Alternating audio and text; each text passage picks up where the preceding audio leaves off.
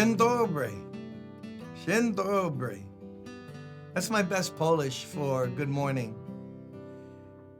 And that's sad because I'm half Polish, you know? Half Ukrainian, half Polish. But all my life, before we read Hebrews 11, I've been identifying more Polish than my father's side Ukrainian. That's the truth. So when someone says to me, Cymbala, like, what are you? And I usually say, I'm Polish. But I'm really half Polish, half Ukrainian. I always would say Polish. And you know, people have prejudices against different peoples, which is a sign of ignorance when we have prejudice or racism and all of that. So one day I was playing paddleball a long time ago. Paddleball is a sport that's only played in New York City. It's on a handball court, but there's a racket, not like a tennis racket, a wooden fiberglass racket, and used to use the small handball that really explode, move fast, or you could use the Spalding ball. That's how we got to play it after a while. And I would go out, oh man, and play in the summer, play with guys at the parks just for a workout because I was so used to, as a kid and college age, working out, playing basketball.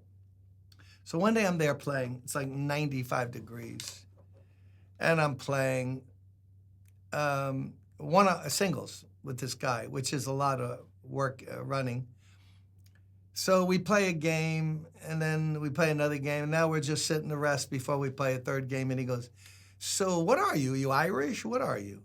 And I went, no, and out of nowhere, I just said, I don't know what came to me. I went, no, I'm Ukrainian. The first time in my life. He said, Ukrainian? I said, yeah, Ukrainian. He said, well, look, I don't know much about that, but just thank God you're not Polish, because they're the worst. I'll never forget that. I was like, what?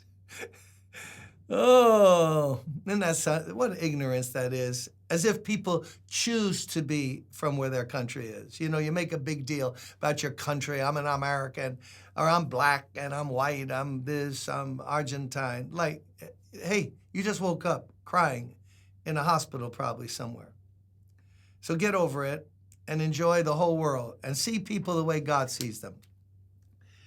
And we are learning that faith, without faith, it's impossible to please God. Hebrews 11:24, by faith Moses, when he had grown up, refused to be known as the son of Pharaoh's daughter, which was very advantageous. Yeah, like we said last time, I'm Pharaoh's daughter. I'm the son of Pharaoh's daughter. That was a good calling card. No. By faith, although it didn't look good, he identified with God's people, the Hebrews, which he was. Because he saw there's something better than the visible. That's what faith is about. Remember, we learned that? People without faith, they just go by what's up, what's down, what's tangible, what's physical. But people walk by faith. They're seeing things that these eyes don't see. Verse 25, he chose to be mistreated by faith. He chose to be mistreated along with the people of God rather than to enjoy the fleeting pleasures of sin. He regarded disgrace for the sake of Christ as of greater value than the treasures of Egypt because he was looking ahead to his reward. Oh, we got to break that down. What good lessons for us today. He chose to be mistreated along with the people of God rather than to enjoy the fleeting pleasures of sin. He identified by faith, by a conviction that he had, by the promise that God had given to Abraham, Isaac, and Jacob. You're my covenant people. He chose by faith to say, no, I'm them. I'm not Egyptian, although he could have passed for Egyptian and been on Easy Street. Notice, by faith, he chose to identify and be mistreated. The silly televangelists who are into hyper faith, that if you just have faith and speak the word, you drive a bigger car and have a better house. No, Moses did something by faith, and he ended up being mistreated with God's people.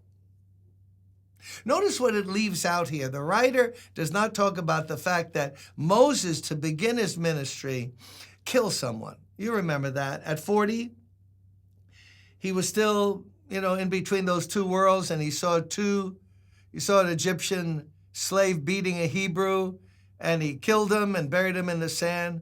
And the next day he sees two Hebrews fighting with each other. And he steps in like, don't fight, brothers. Come on, chill.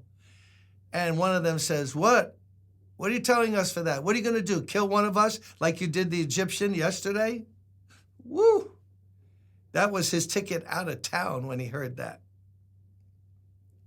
But he identified with the Hebrew people. He went out into the desert, and for 40 years, he waited, and then God spoke to him. You think his life would be over. Who starts their ministry by killing someone? But, oh, God's grace. Grace, greater than all our sin.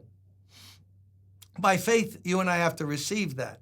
Otherwise, the enemy will come in like the accuser of the brothers and sisters that he is and say, what? God used you? God bless you? How? After you did that and did that, and if you listen to him, you're chopped meat. You got to stand. I stand on what Christ did for me. Now, he chose to identify with the Hebrew people rather than to enjoy the fleeting pleasures of sin. The pleasures of sin for a season, one translation has it, right?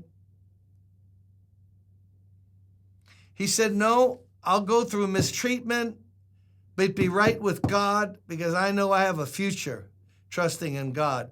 My option is to live in the palace where all kinds of stuff is going on. Oh my goodness. Crazy stuff was going on there. And he could have indulged his flesh, but it's only for a season. Isn't that something about sin? It gives you a high, a fulfillment, a thing of pleasure, but then within minutes, hours, certainly days, you're back to your lonely little empty you and me. But when you walk with God by faith, it gets sweeter as the days go by. Oh, that's a bunch of emotionalism and no, that's the word of God. So you have to make a choice today. If I'm talking to someone now, Satan's battling for you. Are you going to enjoy the pleasures of sin for a season? No, listen, there's pleasures, but it's for a season. And then you're in a bad place. Or say, no, I'm going to walk with God. What God? Show me him. No, I know he's real. And I'm going to obey what he tells me to do. I'm going to walk by faith. I'm going to trust him because then he'll take me home. I'm looking like Moses did for something way beyond the pleasures of Egypt, this world for a season. Come on, let's walk with God today. Blessings. See you tomorrow.